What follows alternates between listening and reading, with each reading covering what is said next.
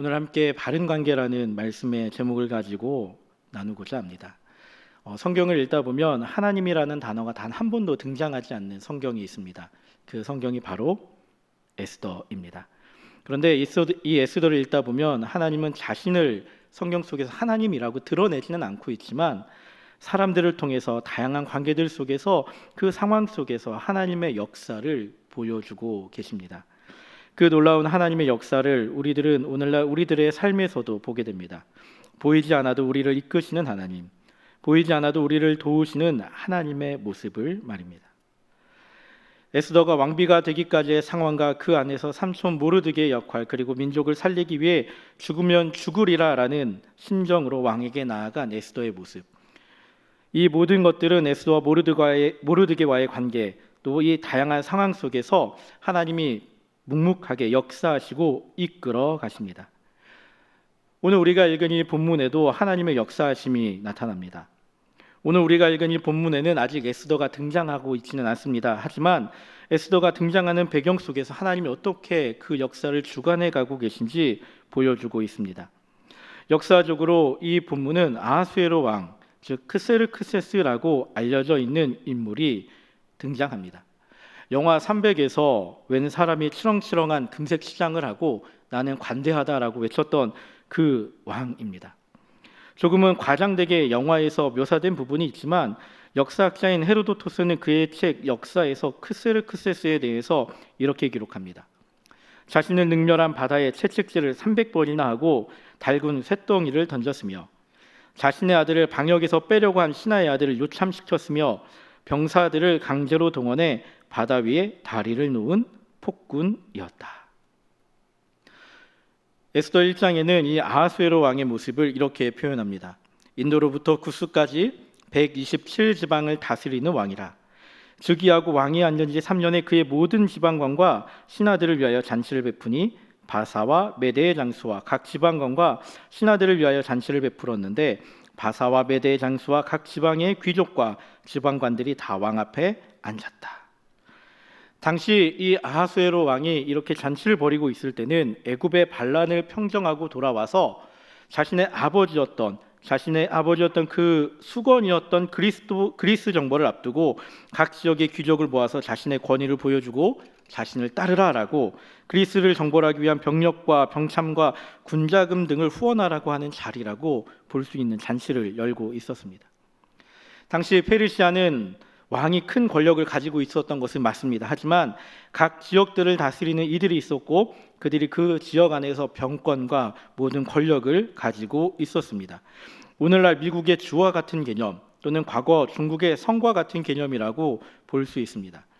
그렇게 그리스 정벌이라는 큰 일을 준비하면서 이 왕은 본인이 가지고 있는 병력들만이 아니라 페르시아의 모든 힘을 쏟은 전쟁을 준비하고 있습니다.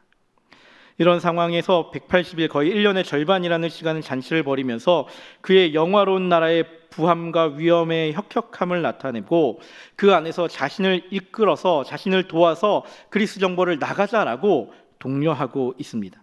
그 잔치 가운데 왕은 왕후인 와스디를 부릅니다. 그런데 와스디가 그 부름을 거절합니다. 그 거절을 통해 왕은 분개하였고 법도에 따라 규례와 법률에 밝은 신하들에게 어찌해야 할지를 묻습니다.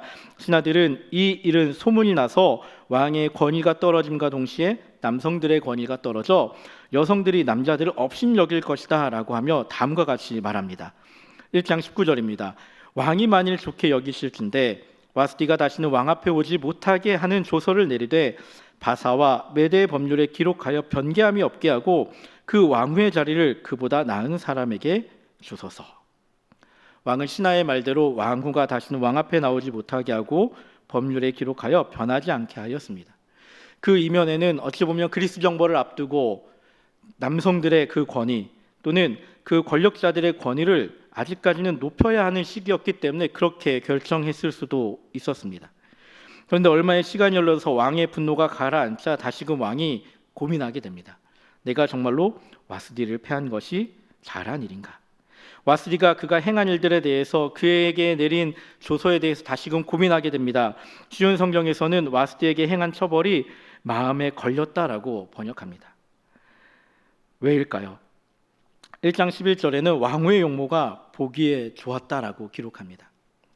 왕이 와스디와 결혼한 것이 정치적 결혼인지에 대해서는 성경에 나오지 않습니다. 하지만 와스디가 너무나 아름다웠다라고는 성경에 기록하고 있습니다. 즉 분노가 찬 왕은 와스디를 패하였지만 분노가 그친 이후에 다시금 그 일을 되새겨 볼 때 왕후를 그리워하면서 와스디에게 행한 일에 대해서 후회하면서 다시금 그 일에 대해서 생각하고 있다는 것입니다. 이 일이 아차 잘못하면 신하들에게 다시금 불똥이 튈 수 있습니다. 그러자 그 모습을 본 신하들이 재빠르게 나서서 왕후를 뽑으십시오. 그리고 그 자리를 대신하게 하는 사람을 앉혀야 합니다라고 말합니다. 그러면서 어떻게 이야기합니까? 그 방법은 전국 각지에서 아리따운 처녀들을 다 도성으로 모아서 후궁으로 드리고 왕의 눈에 아름다운 처녀를 왕으로 삼으십시오라고 권합니다. 그리고 왕은 그 말을 듣고 그 말을 좋게 여겨서 그대로 행하라 명합니다. 와스디보다 더 아름다운 사람을 찾아서 왕으로 삼겠다는 생각이 그 뒤에 있었을 것입니다. 이 짧은 역사적 배경을 기록한 본문 속에서 우리들은 관계에 대한 다양한 부분들을 찾아볼 수 있습니다. 그리고 그 모습 가운데 사람이 가지고 있는 관계의 모습이 얼마나 한계를 가지고 있고 얼마나 연약한 것인지에 대해서 보게 됩니다. 먼저 사람들이 가지는 관계는 어떤 관계를 가지고 있습니까? 분노와 후회의 모습이 있는 관계 속에서 살아가고 있음을 우리는 기억해야 합니다.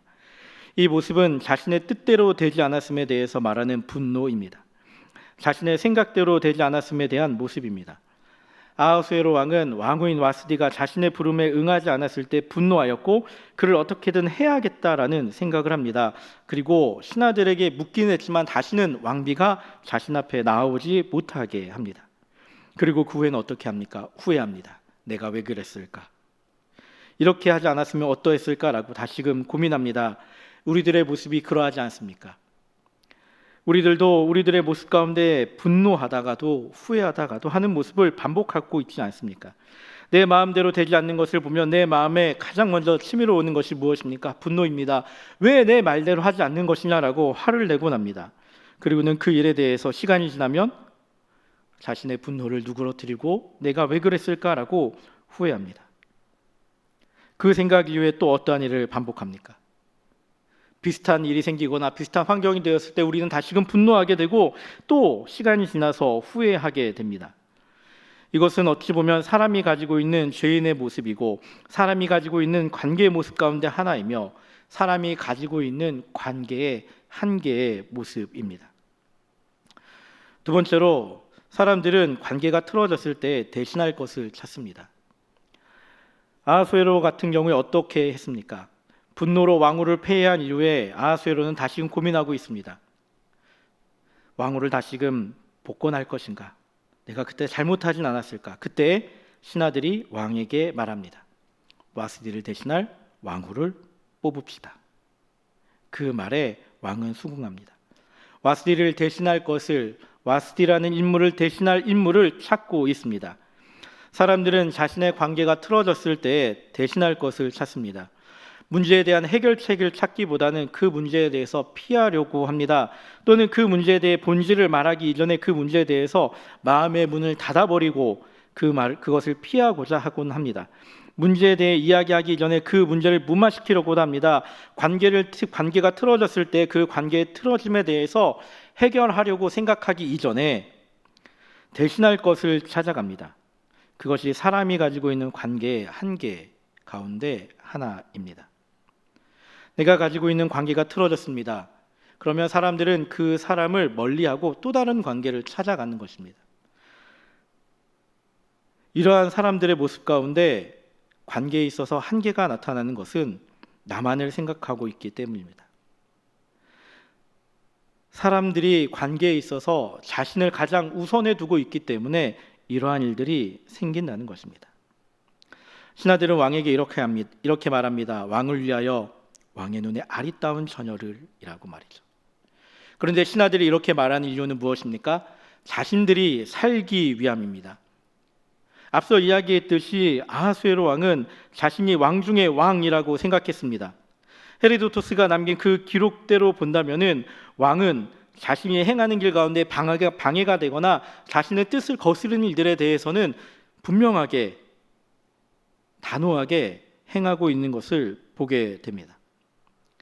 만약 왕이 다시금 와스디를 패한 것을 후회하면서 그 시선을 신하들에게 돌렸다면 신하들에게 그 분명히 화살이 날아갔을 것입니다. 그것을 생각한 신하들은 왕에게 나아가서 말하는 것입니다. 왕을 위해서 아리따운 처녀들을 뽑으십시오. 신하들도 나만을 생각하고 있습니다. 또 왕은 어떻게 생각하고 있습니까? 그래, 나를 위해서 아리따운 처녀를 뽑아서 와스디를 대신하자라고 말하고 있습니다. 자신이 제일이다라고 생각하는 이에게 신하들은 왕의 것을 생각하라고 말하면서 와스디엘도 왕이 잘못한 것이 아니니 후회하지 마시고 전국의 모든 아리따운 처녀들 데려다가 당신의 것입니다. 이 전국에 있는 아리따운 여인들이 당신의 것이니까 당신의 후궁으로 삼고 그 가운데 한 명을 뽑아서 왕으로 삼으십시오라고 말하고 있습니다. 자신의 것을 생각하는 것, 자신만을 생각하는 것, 내가 가지고 있는 것만을 바라보는 것, 그것이 사람의 관계 속에 있는 모습입니다. 사람이 가지고 있는 이 관계의 한계들은 이 밖에도 여러 가지가 있을 것입니다. 하지만 우리가 오늘 이렇게 나눈 이 세 가지의 문제들만 해도 하나님과의 관계 속에서 우리는 이 세 가지의 문제들을 끊임없이 이야기하고 있지 않은지 돌아보게 됩니다. 우리들이 사람과의 관계 속에서 실패하고 힘들어하고 괴로워했던 일들, 정말로 나만을 생각하고 정말로 나 자신만을 위해서 행했던 그 많은 것들, 나를 대신할 것을 찾아가고 정말로 나의 관계에 이 실패한 것에 대해서 책임을 묻는 것들을 바라보면서 하나님과의 관계 속에서도 이러한 것들을 나타내고 있지 않은지 돌아보아야 합니다. 우리들도 하나님과의 관계 속에서 어떻게 행하고 있습니까? 하나님과의 관계 속에서 분노와 후회 속에서 살아가고 있지는 않습니까? 내가 먼저 행한 일은 생각하지도 않은 채 하나님을 바라보면서 하나님에게 분노하고 있지는 않습니까? 내가 행한 일은 잊은 채 하나님에게 삐쳐서 하나님, 내가 행한 거 왜 아무것도 생각하지 않으시고 나에게 왜 이렇게 행하십니까? 라고 삐져 있지는 않습니까? 나에게 유익된 것만을 생각하고 나하고 맞으면 오케이, 하지만 나하고 안 맞으면 아니야 라고 말하고 있지는 않습니까? 하나님과 틀어지면 다른 것을 찾고 있지는 않습니까? 하나님이 나와 상관하는 것 같지 않아, 하나님이 내 기도를 들어주시지 않아, 다른 것으로 내 기도를 채울 것이야, 다른 것으로 내가 하나님께 간구한 것들을 채울 것이야 라고 하면서 다른 것들을 찾아가고 있지는 않습니까? 자신의 유익을 위해서 다른 것들을 바라보고 있지는 않습니까? 육체적 평안과 경제적인 풍요와 권력을 달콤한 다양한 일들 가운데서 우리들은 하나님과의 관계 속에서 이런 것들을 먼저 이야기하고 있고 이것을 먼저 찾고 있지는 않습니까? 나에게 복 주시는 하나님만을 생각하면서 하나님이 나에게 하시는 일들만을 바라보면서 삐져 있고 토라져 있지는 않습니까? 나만을 생각하며 대신한 것을 찾는 분노와 후회 속에서 살아가는 인간관계의 모습을 하나님과의 관계 속에서도 적용하고 있지는 않습니까? 우리들은 기억해야 합니다. 하나님이 우리들에게 행하신 관계의 모습은 우리가 하나님에게 행하고 있는 그 관계의 모습과는 다르다는 것입니다. 우리가 따라가야 하는 바른 관계의 모습은 우리가 하나님께 행하는 모습이 아니라 하나님이 우리에게 어떻게 행하셨는지를 바라보며 우리가 어떠한 관계 속에서 살아가야 하는지 돌아보아야 합니다. 하나님이 우리들에게 바라시는 관계의 모습은 내가 원하는 것을 주시는 그냥 퍼주시는 모습의 하나님이 아닙니다. 하나님이 우리들을 바라보시면서 우리들과의 관계에서 다양한 모습이 있을 수 있지만 그 가운데 오늘 우리들이 찾은 관계의 모습과 대비되는 관계의 모습이 있습니다. 앞서 이야기했던 불평불만이 가득하고 정말로 남을 탓하면서 나만을 생각하는 그 관계의 모습과 대비되는 모습이 있습니다. 그것이 바로 변함없으신 하나님의 모습입니다. 하나님이 우리들을 향해 바라시는 그 모습은 변함이 없으십니다. 하나님이 우리들과 관계 맺고 싶어 하시는 그 모습은 변함이 없으십니다. 사람들과의 관계 속에서 우리들은 분노와 후회 속에서 또 그 이 속에서 사람과의 관계는 깨어지고 변하기도 합니다. 시시각각 변하는 것이 사람의 관계의 모습입니다. 하지만 하나님은 변하지 않으십니다. 우리들을 향한 그 하나님의 사랑은 변하지 않으십니다. 하나님은 그 변하지 않는 약속으로 이스라엘 백성들을 이끄셨고 그 입술에서 낸 것으로 변하지 않는다라고 다윗은 시편에서 고백하고 있습니다. 우리의 죄의 문제에 대해서도 마찬가지입니다. 우리는 죄인입니다. 그렇게 끊임없이 죄를 짓고 살아갑니다. 우리가 하루에 한 가지만 죄를 짓는다라고 생각해 보십시오. 우리들이 1년이면 365번의 죄를 짓게 되고 100년의 평생 동안 살아간다고 하면 36,000번이 넘는 범죄를 저지르게 됩니다. 아니 50년만 살아간다고 해보십시오. 18,000번이 넘는 범죄를 저지르게 됩니다. 그 죄악 속에 우리의 한계가 분명히 나타납니다. 사람들과의 관계였으면 분명히 깨어졌을 것입니다. 내가 한 번 지은 죄 또 짓지 않았겠습니까? 거짓말하는 죄 한 번 지었는데 2번 짓지 않았겠습니까? 3번 짓지 않았겠습니까? 우리가 하나님과 사람과의 관계 속에서 거짓말로만 따진다면 정과가 10,000범이 넘을 수도 있을 것입니다. 만약 그런 모습을 하나님이 보셨다면 어떻게 하셨겠습니까? 공의로우신 하나님이 우리의 모습을 바라보셨다면 어떻게 하셨겠습니까? 하지만 하나님이 우리들을 향해 바라보시는 관계는 다릅니다. 우리들을 향해서 변하지 않는 사랑의 모습을 보이십니다. 우리가 배반할지라도 하나님은 우리들을 바라보시면서 우리를 사랑하고 계십니다. 우리가 죄를 반복해서 지을지라도 하나님께서는 그 죄의 모습 가운데 변함없이 우리들을 사랑하고 계십니다. 사람들은 분노하고 후회합니다. 분명 하나님도 분노하고 후회하십니다. 그렇다고 해서 우리들을 버리지 않으십니다. 변함없는 사랑으로 우리를 사랑하고 계십니다. 사람들은 포기할지라도 하나님은 우리를 포기하지 않으십니다. 그 변하지 않는 사랑을 보여주십니다. 그 사랑이 바로 예수 그리스도의 십자가 사랑입니다. 예수님을 이 땅에 보내셔서 우리를 위해 화목제물 삼으시고 우리의 죄를 용서하셨습니다. 3일 만에 부활하사 지금은 하늘에서 우리를 위해 중보하시고 마지막 심판 때 오실 예수님을 믿는 믿음을 가지며 우리들은 구원을 받습니다. 이 놀라운 사랑이 바로 하나님이 우리들에게 주신 변하지 않는 사랑의 한 단면을 보여주고 있습니다. 우리들은 변하지 않는 사랑을 받는 존재입니다. 그리고 그 사랑을 나눠야 하는 존재입니다. 그 사랑을 나눈다는 것은 우리들에게 주어지는 상황 속에서 변하지 않는 하나님의 사랑을 이웃들에게 전하고 우리가 하나님과의 바른 관계 속에서 살아가는 것입니다. 하나님과의 바른 관계를 위해서 우리들이 해야 하는 것은 무엇입니까? 우리들이 취할 수 있는 방법은 변하지 않는 하나님의 말씀을 가까이 하는 것입니다. 하나님의 말씀을 내 곁에 두는 것입니다. 곁에 두는 것으로 끝나는 것이 아니라 듣고 읽고 그 말씀을 내 입으로 고백하는 것입니다. 그리고 그 말씀대로 살아가기 위해서 애쓰는 것입니다. 오늘날 우리들에게 가장 많은 피로를 주는 것이 무엇입니까? 코로나로 인해서 우리들은 우리들의 삶의 모습이 너무나 피로한 상태에 있습니다. 이제야 겨우 밖에 나가서 돌아다닐 수 있겠구나. 이제야 조금 산책하면서 운동할 수 있겠구나 라면서 마음 놓고 장 보러 갈 수 있겠구나라고 하면서 잠시 마음을 놓았더니 어느덧 2단계가 발효되어서 사람들을 만나는 것도 힘들고 또 나가기도 힘듭니다. 이제 교회 와서 예배 드리는 것이 이제야 겨우 익숙해지는다 싶었던데 온라인으로 갑자기 예배를 드려야 하는 상황에 처해져 있습니다. 하지만 우리들은 기억해야 합니다. 이 상황 속에서 하나님이 우리들에게 무엇을 바라시는지 바라볼 수 있어야 합니다. 그것은 하나님과의 관계를 바르게 해야 한다는 것입니다. 우리들은 하나님과의 관계를 그저 기브앤테이크로만 생각하고 있지는 않습니까? 하나님과의 관계를 사람과의 관계처럼 분노하고 후회하고 다른 것들을 찾으며 자신만을 생각하는 것으로 하나님과의 관계를 바라보고 있지는 않습니까?